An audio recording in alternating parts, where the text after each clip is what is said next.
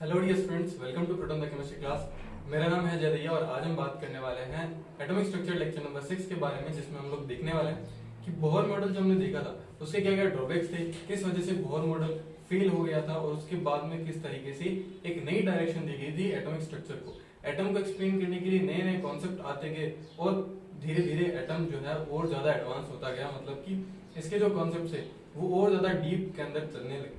ठीक है, हम लोगों ने छोटे छोटे पार्टिकल्स पर भी स्टडी करना स्टार्ट कर दिया, ये देखना स्टार्ट कर दिया कि एटम की एक्चुअल स्ट्रक्चर कैसी होगी, उसके अंदर जो पार्टिकल्स होंगे वो किस तरीके से अरेंज रहते हैं और उन पार्टिकल्स से भी कोई छोटा पार्टिकल्स होता है या फिर नहीं होता। ठीक है, इस तरीके से हम लोग एक नई डायरेक्शन के अंदर जाना स्टार्ट कर देंगे जो कि एटॉमिक स्ट्रक्चर की डायरेक्शन। ठीक, अब हम लोग पहले इस वीडियो के अंदर, आज के लेक्चर के अंदर हम बात करेंगे कि किस तरीके से कौन कौन से ड्रॉबैक्स थे जो बोहर्स के ड्रॉबैक्स बने और जिस वजह से बोहर का एक्सपेरिमेंट जो था वो फेल हो गया। बोहर्स की जो पोस्टुलेट थी वो बहुत जगह गलत साबित हो गई। ठीक, उसके बाद में हम लोग देखने वाले हैं कि जो एटम से रिलेटेड डेफिनेशन है ना, जो मैंने आपको सेकंड या फिर थर्ड लेक्चर में बोला था कि हम लोग एटम से रिलेटेड कुछ डेफिनेशन स्टडी करने वाले हैं। जैसे हमने देखा था, बताया था मैंने आपको कि आइसोटोप स्टडी करेंगे, आइसोबार्स होते हैं, आइसोडायफर्स होते हैं। ये सब हम आज इस लेक्चर के अंदर हम डिस्कस करने वाले हैं, देखने वाले हैं कि आइसोटोप्स क्या होते हैं, आइसोस्फीयर्स क्या होते हैं, आइसोबार्स क्या होते हैं, है ना, किस तरीके से हम लोग इनका रिलेशन निकाल सकते हैं, किस तरीके से एक एटम दूसरे एटम के साथ में कैसा रिलेशन एग्जिस्ट करेगा,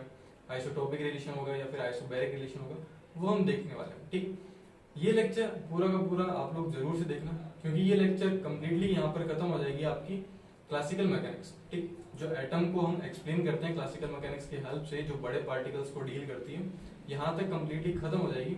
इसके बाद में हम लोग इलेक्ट्रोमैग्नेटिक के अकॉर्डिंग हम देखेंगे, हम पढ़ेंगे कि वेव नेचर्स कैसे होते हैं, वेवलेंथ्स क्या होती है, प्लांक क्वांटम थ्योरी पढ़ेंगे। सबसे पहले जो फर्स्ट थ्योरी आई थी क्वांटम बेस्ड, तो हम लोग वो पढ़ेंगे नेक्स्ट लेक्चर के अंदर। नेक्स्ट लेक्चर से हम लोग स्टार्ट करेंगे प्लांक क्वांटम थ्योरी और अब मूव करेंगे क्वांटम मैकेनिक्स के अंदर। ठीक है, क्लासिकल मैकेनिक्स को पीछे छोड़ करके हम लोग चले जाएंगे क्वांटम मैकेनिक्स के क्लास में। राइट, तो इस पूरे लेक्चर को जरूर से जरूर देखना। ओके, तो स्टार्ट करते हैं आज का लेक्चर। चलिए देखो, सबसे पहले हम बात करते हैं कि बोहर के क्या क्या ड्रॉबैक्स थे। सबसे पहला जो ड्रॉबैक्स था वो ड्रॉबैक था कि ये सिर्फ और सिर्फ सिंगल इलेक्ट्रॉन स्पीसीज पर ही एप्लीकेबल होता है। जैसा कि मोस्टली 4 ही है, वैसे तो अपन बहुत से लिख सकते हैं, बट मेनली जो ड्रॉबैक्स है वो 4। It is only applicable for single electron species. ये हमेशा सिंगल इलेक्ट्रॉन स्पीसीज पर ही वर्क करता है, मल्टी इलेक्ट्रॉन स्पीसीज पर वर्क नहीं करता। जैसे अगर आप हाइड्रोजन की बात करो, जनरली हम लोग हाइड्रोजन की ही इसमें स्टडी करते हैं और जो भी हमने फॉर्मूले देखे थे वो हाइड्रोजन के रेस्पेक्ट में ही हमने कैलकुलेट किए थे। हमने रेडियस कैलकुलेट करी, हमने वेलोसिटी कैलकुलेट करी, हमने क्या किया, एनर्जी का कैलकुलेशन देखा। ठीक, वो सारे के सारे हाइड्रोजन के रेस्पेक्ट में ही बनाए गए। ठीक, मल्टी इलेक्ट्रॉन स्पीसीज पर अगर आपको इसको अप्लाई करना है, मतलब जैसे फॉर एग्जांपल लिथियम के लिए करना है, हीलियम के लिए करना है, बेरिलियम के लिए करना है, तो इनके अंदर से जितने भी इलेक्ट्रॉन्स हैं वो सारे आपको हटाने पड़ेंगे, सिर्फ एक इलेक्ट्रॉन स्पीसीज में ही कन्वर्ट करना पड़ेगा। इन सभी मल्टी इलेक्ट्रॉन स्पीसीज को आपको सिंगल इलेक्ट्रॉन स्पीसीज में कन्वर्ट करना पड़ेगा, तभी जाकर के आप ये सारे के सारे बोहर के एक्सपेरिमेंट जो है पूरा का पूरा इस पर अप्लाई कर सकते हो। आप सीधे डायरेक्ट लिथियम पर नहीं कर सकते, आपको लिथियम का आयन बनाना पड़ेगा, उसमें से Li+2 बनाना पड़ेगा। ठीक, तभी जाकर के आप उसकी रेडियस कैलकुलेट कर सकते हो, आप उसकी एनर्जी कैलकुलेशन देख सकते हो, वेलोसिटी कैलकुलेशन देख सकते हो। और लास्ट लेक्चर में हम लोगों ने ये भी देखा था कि कुछ एनर्जी से रिलेटेड कुछ डेफिनेशन थी। हमने ग्राउंड स्टेट देखा कि ग्राउंड स्टेट्स क्या होती है, हमने ये देखा कि एक्साइटेड स्टेट्स क्या होती है, एक्साइटेशन पोटेंशियल क्या होता है, सेपरेशन एनर्जी क्या होती है, पोटेंशियल एनर्जी क्या होती है ना, ये सब चीजें हमने देखी थी।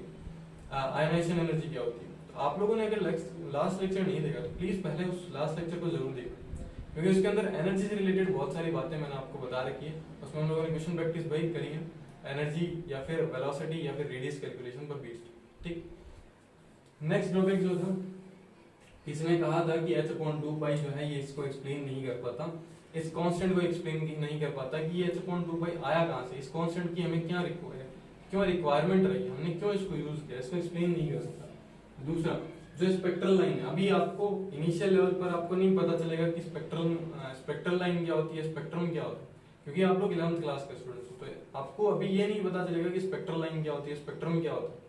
अगर आप लोगों ने 10th क्लास में थोड़ा बहुत पढ़ा है तो आई होप आपको पता हो, बट हम लोग 0 से लेकर के चलने की आपको स्पेक्ट्रल लाइन नहीं पता। बोहर के बाद में सीधा हाइड्रोजन स्पेक्ट्रम आता है। ठीक है, लेकिन हाइड्रोजन स्पेक्ट्रम को हम बाद में करेंगे, हम पहले प्लांक क्वांटम थ्योरीज को पढ़ेंगे, कुछ एक थ्योरीज पढ़ेंगे जिससे हमें वेवलेंथ, वेव्स के बारे में पता चल जाएगा, फ्रीक्वेंसी के बारे में पता चल जाएगा, एम्पलीट्यूड के बारे में पता चल जाएगा। ये जो जनरल चीजें होती है ये हम लोग स्टडी कर लेंगे। उसके बाद में हम स्पेक्ट्रम पर क्या करेंगे, जंप करेंगे, ठीक है। इससे पहले हम स्पेक्ट्रम लाइन को स्टडी नहीं करेंगे क्योंकि आपको इजीली समझ में नहीं आएगा, उसमें हमें वेवलेंथ कैलकुलेट करनी पड़ेगी। तो पहले जब तक आपको वेवलेंथ नहीं पता होगी, वेव नंबर्स नहीं पता होंगे, तो तब तक आप स्पेक्ट्रल लाइन का नहीं पढ़ सकते। थ्योरेटिकल तो आप पढ़ सकते हो बट न्यूमेरिकल ऑप्शन नहीं होंगे, ठीक।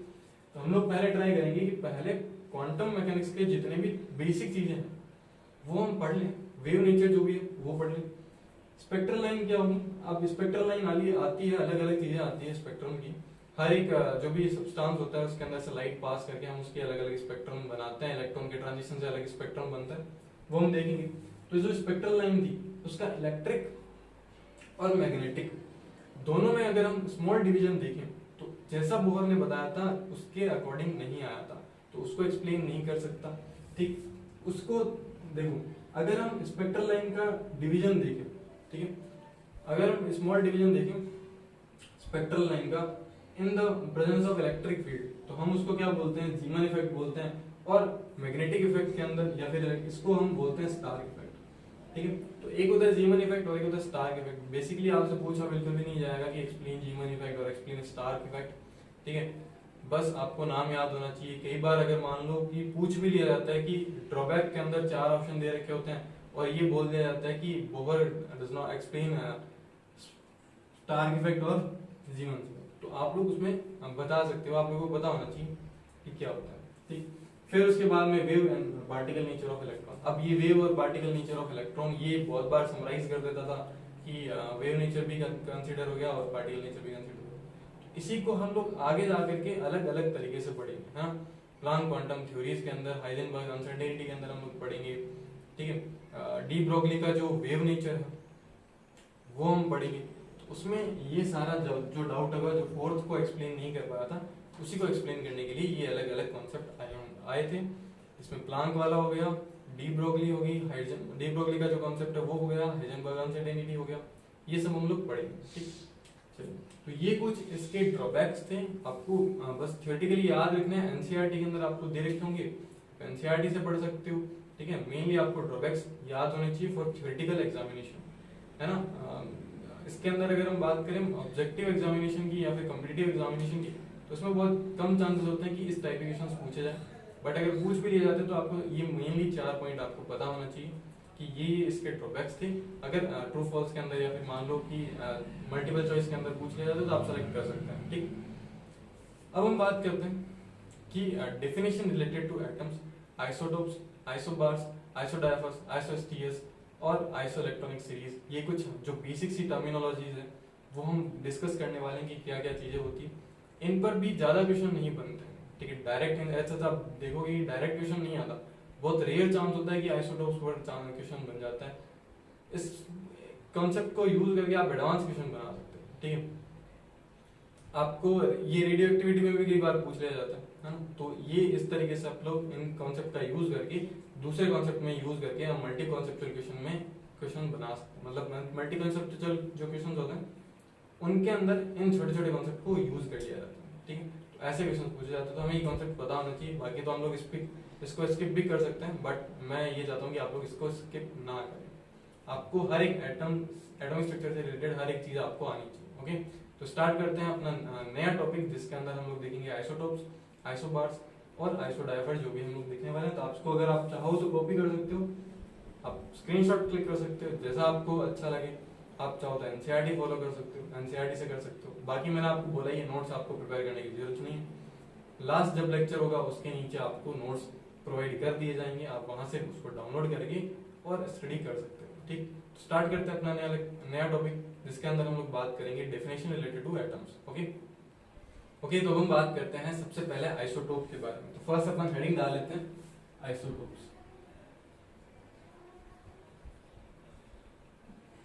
ठीक है। देखो आइसोटोप्स क्या होते हैं, अगर हम बात करें कि आइसोटोप व्हाट इसका मीनिंग क्या होता है, what is the meaning of isotope. सबसे पहले हम बात करते हैं डिस्कवरी किसने की। बेसिकली डिस्कवरी कोई होता नहीं, मतलब पूछा नहीं जाता, बट फिर भी अगर आपको एक्स्ट्रा नॉलेज लेनी हो तो फेजान और सोडी दो साइंटिस्ट थे, उन साइंटिस्ट ने किसकी डिस्कवरी की थी, किसको इंट्रोड्यूस किया था सबसे पहले, आइसोटोप्स को इंट्रोड्यूस किया था। ठीक है, आप लोग लिखना चाहो तो लिख सकते हो, फेजान एंड स्वर्ट। अब हम बात करते हैं कि आइसोटोप्स होते क्या हैं। ये ऐसे एटम्स होते हैं, ये सेम टाइप के एटम्स होते हैं। ठीक है, देखो ये छोटे छोटे कॉन्सेप्ट है तो आपको कॉन्सेप्चुअली समझ में आना चाहिए, ये आपको थ्योरेटिकली एनसीईआरटी में कहीं देखने को नहीं मिलेंगे, इतना डिटेल में इसका एक्सप्लेनेशन नहीं है। तो बस आपको कॉन्सेप्चुअल चीजें समझ में आनी चाहिए, आपको रटना नहीं है, रटने बैठोगे तो भूल जाओगे, बहुत सारी चीजें आएगी इसके अंदर। तो देखो ये हमेशा सेम टाइप के एटम्स होते हैं, डिफरेंट टाइप के एटम्स नहीं होते। जैसे फॉर एग्जांपल कार्बन होगा तो कार्बन के ही आइसोटोप्स मिलेंगे, हाइड्रोजन है तो हाइड्रोजन के ही आइसोटोप्स मिलेंगे। ठीक है, तो ये सेम टाइप्स के एटम्स होते हैं, जिसके अंदर हम लोग क्या बोलते हैं, जिसके अंदर जैसे देखो सबसे पहले हम लोगों ने बात की थी, कोई एक एलिमेंट होता है एक्स जेड पी, ए को हम लोग क्या बोलते हैं, एटॉमिक नंबर बोलते, सॉरी एटॉमिक वेट बोलते हैं, इसको हम लोग क्या बोलते हैं, एटॉमिक वेट, एटॉमिक नंबर। ए होता है हमारे पास में एटॉमिक वेट, और जेड जो होता है वो क्या होता है, एटॉमिक नंबर होता है। ठीक, अगर हम यहां पर देखें, अब देखो एग्जाम्पल अगर हम बात करें कि आइसोटोप्स कौन से होते हैं, जैसे कार्बन का एग्जाम्पल लेते हैं, तो कार्बन के 3 आइसोटोप्स होते हैं और आप लोग खुद चेक करके देख सकते हो, 6 6 और ये 6, कार्बन 12, कार्बन 13 एंड कार्बन 14। ये 3 आइसोटोप्स कार्बन के होते हैं। मतलब आइसोटोप्स ऐसे एलिमेंट्स होते हैं, ऐसे एटम्स होते हैं जिनका मोलिकुलर जिनका एटॉमिक वेट क्या होता है, डिफरेंट होता है, जिनका एटॉमिक वेट डिफरेंट हो और एटॉमिक नंबर जो है वो सेम हो, उनको हम लोग क्या बोलते हैं, आइसोटोप्स बोलते हैं। आप देख सकते हो कि एटॉमिक नंबर क्या हो, atomic number same but different, atomic number same but different atomic weight. इनको हम लोग क्या बोल सकते हैं, ऐसा कहीं पर भी आपको दिखे सेम टाइप के होने चाहिए, सेम टाइप के एटम्स होंगे, कार्बन कार्बन कार्बन, ऐसा नहीं होगा carbon nitrogen hydrogen, carbon nitrogen oxygen, ऐसा बिल्कुल भी नहीं होगा।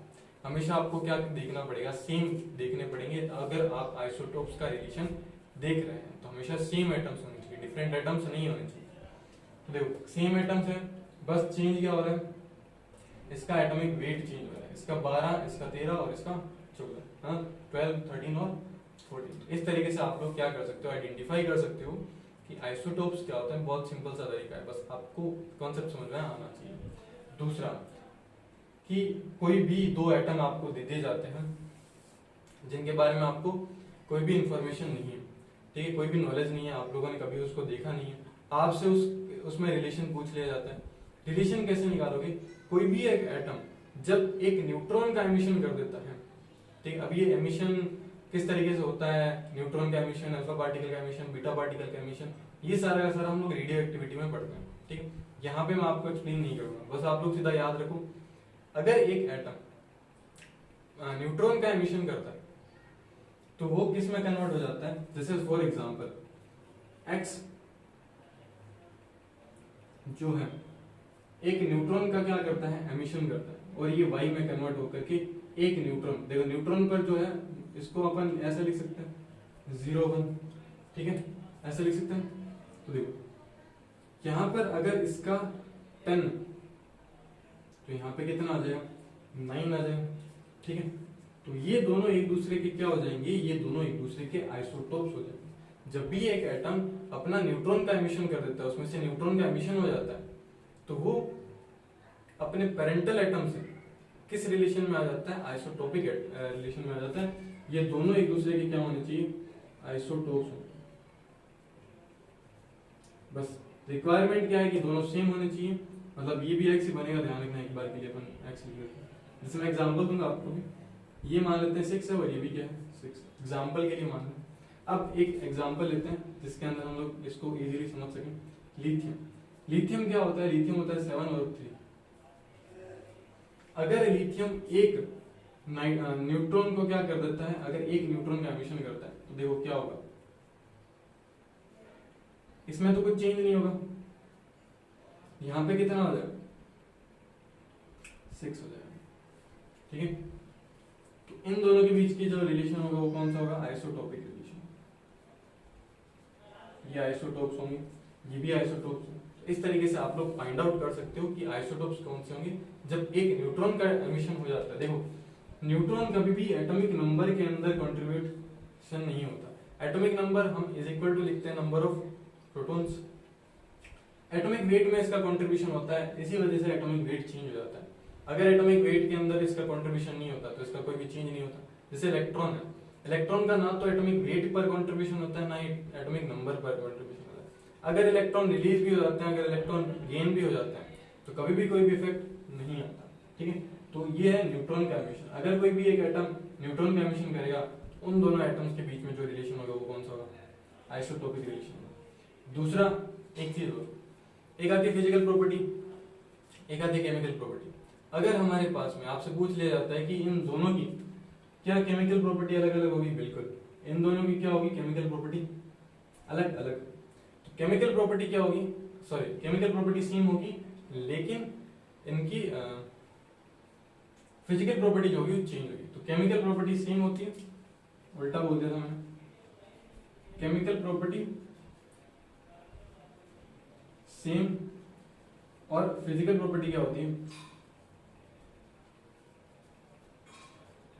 डिफरेंट होती है। इस तरीके से आप लोग ये भी बोल सकते हो, अगर आपसे पूछा जाता है कि इन दोनों के अंदर फिजिकल प्रॉपर्टी का क्या रिलेशन, फिजिकल प्रॉपर्टी चेंज होगी या नहीं होगी, केमिकल प्रॉपर्टी चेंज होगी या फिर नहीं, तो आप लोग ये बता सकते हो कि फिजिकल प्रॉपर्टी चेंज होगी या फिर नहीं होगी। ठीक है, तो ये है पूरा का पूरा इंट्रोडक्शन आइसोटोप्स का। इससे आराम से आप लोग आइडेंटिफाई कर सकते हो आइसोटोप्स। कुछ एग्जांपल्स और लिख सकते हो।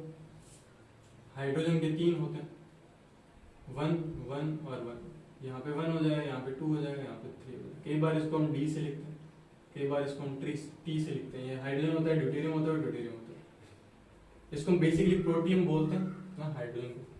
तो ये आप लोग लिख सकते हो। नाइट्रोजन के हो सकते हैं 14 और 15, तो सबके होते हैं। देखो आप लोग अगर पीरियडिक टेबल में देखोगे तो पीरियडिक टेबल के अंदर जब मेंडलीफ ने अपनी पीरियडिक टेबल बनाई थी तो उसका यही ड्रॉबैक था, उसने आइसोटोप्स को कोई भी प्लेस नहीं दिया था। सेपरेट प्लेस देना चाहिए था, क्योंकि एटॉमिक जो आप लोग देखोगे कि मेंडलीफ जो पीरियडिक टेबल है वो एटॉमिक वेट पर बेस्ड थी, ना कि एटॉमिक नंबर पर। सॉरी, एटॉमिक नंबर पर अगर बेस्ड होती तो उसके अंदर आपको आइसोटोप्स को कोई भी अलग से जगह देने की कोई रिक्वायरमेंट नहीं थी, जैसा कि हम लोगों ने किसमें देखा, जो मॉडर्न पीरियडिक टेबल है उसके अंदर देखा। लेकिन मेंडलीफ की जो पीरियडिक टेबल थी वो किस पर बेस्ड थी? एटॉमिक वेट पर। इसीलिए वहां पर ये ड्रॉबैक बन जाता है कि उसने आइसोटोप्स को अलग से स्पेस नहीं दिया था। ठीक है, तो आप लोग इसको कॉपी करो। ठीक, इसके पूरे के पूरे एग्जांपल्स जो आपको है वो नोट्स के अंदर मिल जाएंगे, है ना। आप बस समझो कॉन्सेप्ट क्या है। ऐसा तो बहुत सारे एग्जांपल्स हम लिख सकते हैं। मेन आपको क्या बात ध्यान में रखनी है, एटॉमिक नंबर सेम होगा और एटॉमिक वेट जो होगा वो डिफरेंट होगा। सेम एटम्स होने चाहिए, सेम एटम्स होंगे तभी आइसोटोपिक रिलेशन होगा, सेम नहीं होंगे तो कभी भी नहीं होगा। ठीक है, ठीक, तो आप इसको नोट करो। फिर अपन बात करते हैं आइसोबार्स क्या होता है। ओके, तो हम बात करते हैं आइसोबार्स के बारे में। तो नेक्स्ट हेडिंग डालते हैं अपन आइसोबार्स। देखो आइसोबार्स क्या होते हैं? आइसोबार्स ये डिफरेंट टाइप के एटम्स होते हैं। ये हमेशा डिफरेंट डिफरेंट एटम्स के अंदर रखता है, सेम एटम्स नहीं होते हैं। तो पहली कंडीशन हमेशा डिफरेंट एटम्स होंगे। अब हमें क्या चेक करना है कि इसके अंदर क्या होगा, क्या सीन होगा। तो ध्यान है, इसके अंदर एटॉमिक नंबर जो होगा, इसमें एक तो ये डिफरेंट एटम्स होंगे,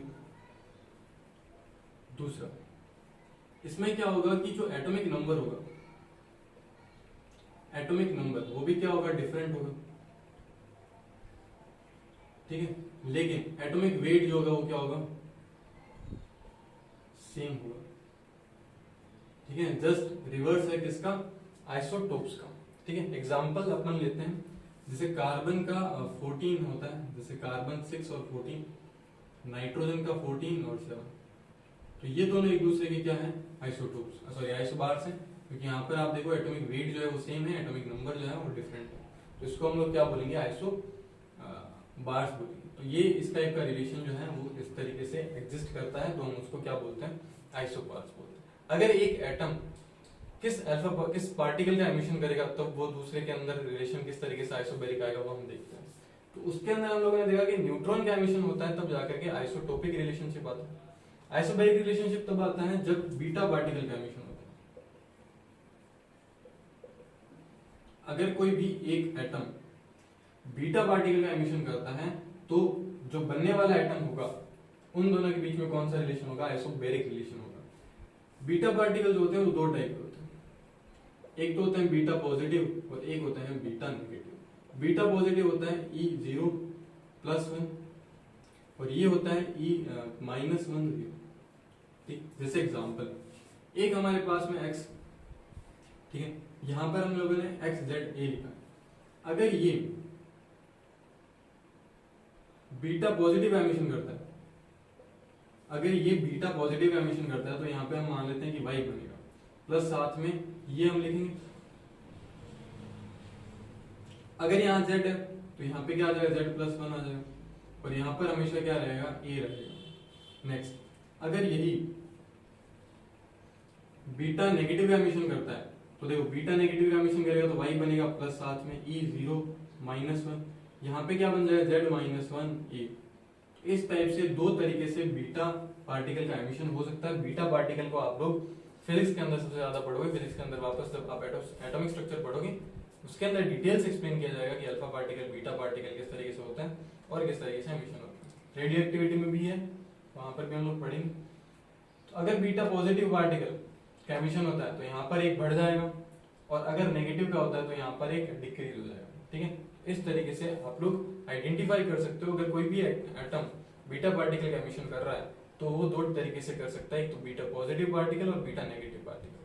या तो एटॉमिक वेट नंबर की वैल्यू बढ़ जाएगी या फिर एटॉमिक नंबर घट जाएगा। ठीक है, दोनों ही तरीके से आप लोग देख सकते हैं। राइट, समझ में आया? अब अगर हम बात करें फिजिकल और केमिकल प्रॉपर्टी की, इनकी केमिकल प्रॉपर्टी क्या होती है, सेम होती है, बट फिजिकल प्रॉपर्टी क्या होती है, डिफरेंट होती है। फिजिकल प्रॉपर्टी सेम होती है बट केमिकल प्रॉपर्टी डिफरेंट होती है। आइसोटोप का जस्ट उल्टा है आइसोबार, आप ये याद रख सकते हो। उसमें न्यूट्रॉन का एमिशन होता है, उसमें बीटा पार्टिकल का एमिशन होता है। बीटा पार्टिकल कौन कौन से होते हैं, दो टाइप के होते हैं। आप इससे देख सकते हो, एग्जांपल आपको रटने की जरूरत नहीं है, आप लोग देखते ही बता सकते हो कि हाँ ये आइसोटोप्स हैं, आइसोबार्स हैं, इस तरीके से आप लोग देख सकते हो। ठीक, आप लोग इसको कॉपी करो। ठीक है, बस ये इतने से आराम से हो जाएगा, गारंटी है मेरी। आप लोगों को बिल्कुल भी दिक्कत नहीं आएगी, जब एग्जांपल्स आपके सामने होंगे आप लोग इजीली उसको आइडेंटिफाई कर सकते हो। आप उसको कॉपी करो, फिर हम बात करते हैं नेक्स्ट टाइप की डेफिनेशन के बारे में, देखते हैं कि कौन सी डेफिनेशन है। ओके, तो आप इसको कॉपी करो, फिर हम मूव करते हैं नेक्स्ट टाइप। ओके, तो हम बात करते हैं नेक्स्ट टाइप की डेफिनेशन के बारे में जो हमारे पास में है आइसोटोनिक। देखो आइसोटोनिक क्या होते हैं, आइसोटोनिक्स वो होते हैं जिसमें नंबर ऑफ न्यूट्रॉन क्या होते हैं, सेम होते हैं। अगर नंबर ऑफ न्यूट्रॉन सेम है तो उसको हम लोग क्या बोलेंगे, आइसोटोनिक बोलेंगे। जैसे फॉर एग्जांपल हम लोग लेते हैं कार्बन ऑक्सीजन। ठीक है, आप लोग यहाँ पे लिख सकते हो कार्बन का 614 और यहाँ पे लिख सकते हो 816। देखो सबसे पहले हम बात करते हैं कि इसमें इलेक्ट्रॉन, या आप लोग सीधा लिख सकते हो प्रोटॉन और न्यूट्रॉन, या इलेक्ट्रॉन में लिख लेते हैं, प्रोटॉन, इलेक्ट्रॉन एंड न्यूट्रॉन। अगर आप कार्बन में देखो प्रोटॉन कितने हैं, 6, इसमें कितने प्रोटॉन है, 8। अगर आप इलेक्ट्रॉन देखो तो इसमें भी 6 और इसमें कितने हैं, 8। इसमें न्यूट्रॉन कितने आएंगे, इसमें न्यूट्रॉन आएंगे, देखो अच्छा ए भी लिख लेते हैं अपन। ए इसका कितना है 14 और इसका ए कितना है 16। देखो इसके अंदर आप लोग देखोगे तो न्यूट्रॉन कितना आएगा, इसमें न्यूट्रॉन आएगा। देखो न्यूट्रॉन हम कैसे निकालेंगे, ए माइनस पी कर देंगे। इसमें भी हम लोग क्या करेंगे, ए माइनस पी कर देंगे। ए कितना दे रखा है आपको, 14 दे रखा है, माइनस 6 करेंगे तो टोटल कितना आएगा, ये आएगा लगभग आपका 8 आएगा। ठीक है, इसके अंदर आप लोग देखोगे तो 16 माइनस 8 करोगे तो ये भी कितना आएगा, 8 आएगा। तो आप यहाँ पे देखो नंबर ऑफ न्यूट्रॉन्स क्या आ रहे हैं, सेम आ रहे हैं। तो अगर नंबर ऑफ न्यूट्रॉन सेम है तो हमारे पास में ये क्या हो जाएगा, ये आइसोटोनिक हो जाएगा। आपको ये चेक करना है, अगर आपको आइसोटोनिक के बारे में पूछा जाता है तो आइसोटोनिक का मीनिंग क्या होगा कि नंबर ऑफ न्यूट्रॉन सेम होंगे। अगर नंबर ऑफ न्यूट्रॉन सेम है इसका मतलब उन दोनों के बीच में क्या रिलेशन है, आइसोटोनिक रिलेशन है। ठीक है, आपको नंबर ऑफ न्यूट्रॉन कैलकुलेट करना सिखाया हुआ है जब हमने फर्स्ट लेक्चर स्टडी किया था ना। फर्स्ट लेक्चर को हमने देखा था, उसके अंदर हम लोगों ने देखा कि electron, proton, neutron, fundamental particle कैसे कैलकुलेट कर सकते हैं। आपको नहीं आता तो आप फर्स्ट लेक्चर जाकर के वापस रिपीट कर सकते हैं। ठीक, आप इसको कॉपी करो, फिर हम आगे बढ़ते हैं। नेक्स्ट अपन बढ़ते हैं आइसोडायाफर्स। ओके, तो हम बात करते हैं नेक्स्ट आइसोडायाफर्स के बारे में। तो देखो हेडिंग डाल रखी है हम लोगों ने आइसोडायाफर्स। आइसोडायाफर्स क्या होते हैं, ऐसे एटम्स होते हैं जिनके बीच में न्यूट्रॉन और प्रोटॉन का जो डिफरेंस होता है वो सेम होता है।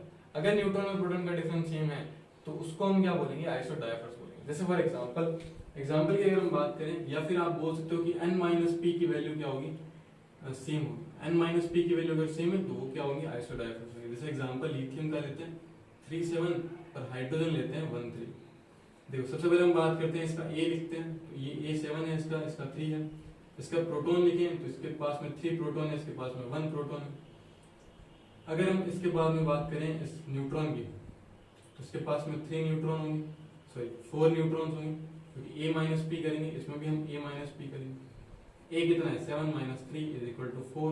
यहाँ पे आप लोग करोगे A कितना आएगा 1 माइनस, सॉरी इसके अंदर तो 3 आ गया, इसके अंदर 3 माइनस A कितना है इसका 3, P कितना है 1, तो कितना आ जाएगा 2।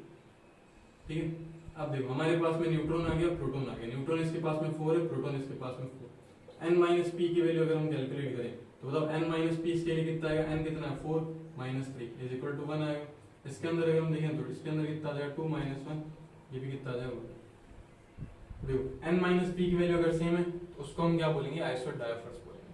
और दूसरा, अगर कोई भी पार्टिकल, कोई भी एटम अल्फा पार्टिकल का एमिशन करता है, ठीक है, emission of alpha particles. Alpha particle क्या होते हैं, अल्फा पार्टिकल होते हैं He+2। ठीक है, तो अगर He+2 मतलब अल्फा पार्टिकल का एमिशन हो रहा है तो उनके बीच में भी रिलेशन कौन सा आएगा, आइसोडाइफर्स का रिलेशन आएगा। जब भी आपको अल्फा पार्टिकल के एमिशन की बात बोली जाए और रिलेशन पूछा जाए तो आप क्या बोल सकते हो कि रिलेशन क्या आएगा, रिलेशन आएगा आइसोडाइफर्स का। ठीक है, इस तरीके से आप लोग बता सकते हो कि आइसोडाइफर्स क्या होते हैं। आइसोडाइफर्स वो होते हैं जिसमें न्यूट्रॉन माइनस प्रोटॉन का जो वैल्यू होता है वो सेम होता है, उनको हम लोग आइसोडाइफर्स बोलते हैं। और अगर अल्फा पार्टिकल का एमिशन हो रहा है तो उसको भी हम लोग क्या बोलेंगे, आइसोडाइफर्स बोलेंगे। ठीक, आप इसको कॉपी करो, इसको कॉपी करो, फिर अपन मूव करते हैं नेक्स्ट आइसोइलेक्ट्रॉनिक सीरीज के बारे में और देखते हैं कि किस तरीके से आइसोइलेक्ट्रॉनिक सीरीज होती है। देखो यूरेनियम और थोरियम की बहुत सिंपल सी रिएक्शन चलती है, उसके अंदर आपसे बहुत बार पूछा जाता है। तो यूरेनियम और थोरियम जब अल्फा पार्टिकल का एमिशन होता है तो यूरेनियम थोरियम में कन्वर्ट हो जाता है और दोनों एक दूसरे के क्या होते हैं, आइसोडाइफर्स होते हैं। ठीक, आप इसको कॉपी करो, फिर हम मूव करते हैं नेक्स्ट टाइप की आइसोइलेक्ट्रॉनिक सीरीज के बारे में। ओके, तो हम बात करते हैं आइसोइलेक्ट्रॉनिक सीरीज और आइसोस्टीरियर्स के बारे में। दोनों को साथ में पढ़ते हैं क्योंकि दोनों के अंदर एक सिमिलरिटी है और एक डिफरेंस है और दोनों में बहुत ज्यादा कंफ्यूजन होता है। ठीक है, कई बार हमें पता नहीं चलता, जो आइसोस्टीरियर्स होता है हम उसको कई बार चेंज कर देते हैं। ठीक है, तो हम बात करते हैं आइसोइलेक्ट्रॉनिक और आइसोस्टीरियर्स के बारे में। देखो आइसोइलेक्ट्रॉनिक सीरीज वो सीरीज होती है जिसमें नंबर ऑफ इलेक्ट्रॉन्स क्या होते हैं, सेम होते हैं। अगर नंबर ऑफ इलेक्ट्रॉन सेम है तो उनको हम किस कैटेगरी में रखेंगे, आइसोइलेक्ट्रॉनिक सीरीज में रखेंगे। जैसे फॉर एग्जांपल की अगर हम बात करें, देखो Al+3, ठीक है, Mg+2, Na+Ne, और आप यहाँ पे लिख सकते हो फ्लोरीन माइनस लिख सकते हो, O-2 लिख सकते हो, और आप लोग यहाँ पर क्या लिख सकते हो, और आप लोग यहाँ पे लिख सकते हो नाइट्रोजन का N-। ठीक है, आप लोग ले सकते हो यहाँ पे।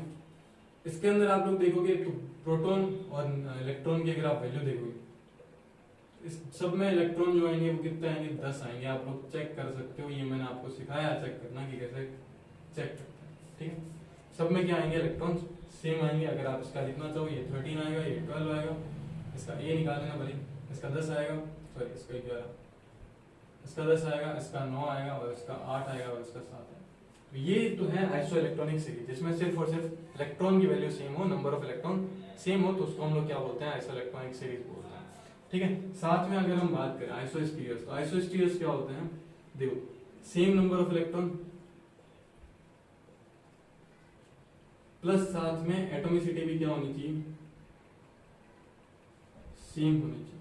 अगर एटोमिसिटी सेम नहीं है तो वो किस में काउंट होगा, आइसोइलेक्ट्रॉनिक सीरीज में काउंट होगा। जैसे फॉर एग्जांपल CO2 प्लस साथ में N2O है, ये दोनों एक दूसरे के क्या है, चेक करना है हमें, आइसोइलेक्ट्रॉनिक है या फिर आइसोस्टीरियर्स। एटोमिसिटी की बात करें तो एटोमिसिटी इसकी भी 2 है, सॉरी इसकी 3 है और इसकी भी 3, मतलब कितने एटम कंबाइन है। इसके अंदर 2 ऑक्सीजन और 1 कार्बन, 2 नाइट्रोजन और 1 ऑक्सीजन। अगर हम बात करें कि इसके अंदर इलेक्ट्रॉन कितना है, देखो कार्बन के 6 इलेक्ट्रॉन प्लस ऑक्सीजन के कितने हो जाएंगे, ऑक्सीजन के 8 + 8 16 इलेक्ट्रॉन हो जाएंगे।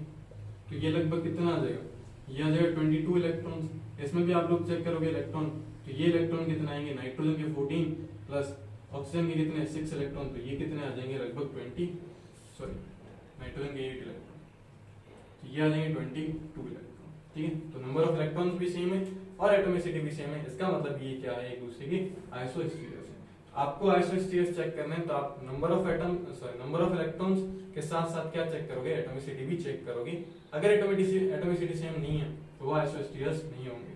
ठीक है, आइसोइलेक्ट्रॉनिक सीरीज के लिए आप लोग क्या चेक करोगे, नंबर ऑफ इलेक्ट्रॉन चेक करोगे। ठीक है, इस तरीके से हम लोग क्या कर सकते हैं, आइसोइलेक्ट्रॉनिक सीरीज और आइसोस्टीरियस को एक्सप्लेन कर सकते हैं, इस तरीके से आइडेंटिफाई कर सकते हैं। ठीक, तो यहाँ तक की कंप्लीट डेफिनेशन खत्म हो जाती है। अब हम कुछ क्वेश्चन प्रैक्टिस करते हैं, 2 क्वेश्चन है, उन 2 क्वेश्चन को प्रैक्टिस करते हैं और चेक करते हैं कि हम लोगों ने जितना स्टडी किया वो सही है या फिर नहीं है, और हम उनको अप्लाई कर सकते हैं या फिर नहीं कर सकते। ठीक है, आप इन दोनों को कॉपी करो, फिर हम क्वेश्चन प्रैक्टिस करते हैं। ओके, तो हम बात करते हैं नेक्स्ट टाइप के क्वेश्चन के बारे में। देखो, आपको 2 क्वेश्चन दे रखे हैं, इन 2 क्वेश्चन को आपको सॉल्व करना है। ये बेस्ड है जो कि हम लोगों ने अभी डिस्कस किए थे। देखो, पहला क्वेश्चन आपको दे रखा है कि एक एलिमेंट x है जो कि एमिट करता है एक alpha particle, 2 beta negative particles continuously, कुछ इस तरीके से। x एलिमेंट आपको दे रखा है, ये अल्फा पार्टिकल एमिट करेगा तो p के अंदर कन्वर्ट होगा, p बीटा का एमिशन करेगा तो q, और बीटा का एमिशन होगा तो r के अंदर कन्वर्ट होगा। आपको रिलेशन पूछा गया कि x और p के अंदर क्या रिलेशन होगा, क्यू आर के अंदर क्या रिलेशन होगा, पी क्यू के अंदर क्या रिलेशन होगा, एक्स आर के अंदर क्या रिलेशन। देखो सिंपल सा, एक्स और पी अल्फा पार्टिकल का एमिशन कर रहे हैं तो यहाँ पर आइसो डायाफोर्स हो जाएगा, ये हम लोगों ने अभी पढ़ा था, आइसो डायाफोर्स। ठीक है, फिर अगर हम बात करें क्यू और आर, देखो क्यू और आर के अंदर अगर बीटा पार्टिकल का एमिशन है तो बीटा पार्टिकल का एमिशन होगा तो आइसोबेरिक होगा, और यहाँ पर भी क्या आ जाएगा, आइसोबेरिक हो जाएगा। और अगर हम x और r की बात करें तो ध्यान रखना, अगर एक पार्टिकल, एक एटम, ठीक है, या एक एलिमेंट कंटिन्यूअसली एक अल्फा पार्टिकल और 2 बीटा पार्टिकल का एमिशन करता है तो वो एक न्यूट्रॉन के बराबर हो जाता है और आइसोटोपिक रिलेशन बन जाता है। ठीक है, ये हमेशा ध्यान रखना। ठीक, नेक्स्ट टाइप का क्वेश्चन करते हैं। एक element x belonging to 18th group से बिलोंग कर रहा है पीरियोडिक टेबल में, एंड एमिट फॉलोइंग पार्टिकल्स, ये कुछ ऐसे पार्टिकल्स का एमिशन कर रहा है। देखो सिंपल सी बात है, अगर अल्फा पार्टिकल का एमिशन कर रहा है तो जो उसका एटॉमिक नंबर, जो उसका ग्रुप नंबर होगा उससे 2 माइनस हो जाएंगे क्योंकि हीलियम आ जाएगा, तो कितना है 18 से कितना हो जाएगा 16। बीटा माइनस का है ना, बीटा माइनस पार्टिकल का एमिशन करेगा तो एक ऐड हो जाएगा तो कितना हो जाएगा 19। यहाँ पर क्या आ जाएगा 17, तो ये कम हो जाएगा। न्यूट्रॉन, देखो न्यूट्रॉन का एमिशन करता है तो कोई चेंज नहीं आता, तो ये 18 पर ही रहेगा। और हमने यहाँ पर देखा कि 2 पार्टिकल बीटा के और 1 पार्टिकल अल्फा का एमिशन होगा तो भी कुछ चेंज नहीं आएगा क्योंकि वो किसके बराबर होगा, न्यूट्रॉन के बराबर होगा। आप लोग इसको घर में बैठ के वापस इसको स्टडी कर सकते हो, सॉल्व कर सकते हो खुद से। ठीक है, इजीली आप लोग पढ़ करके सॉल्व कर सकते हो। इस टाइप के क्वेश्चन भी पूछे जाते हैं।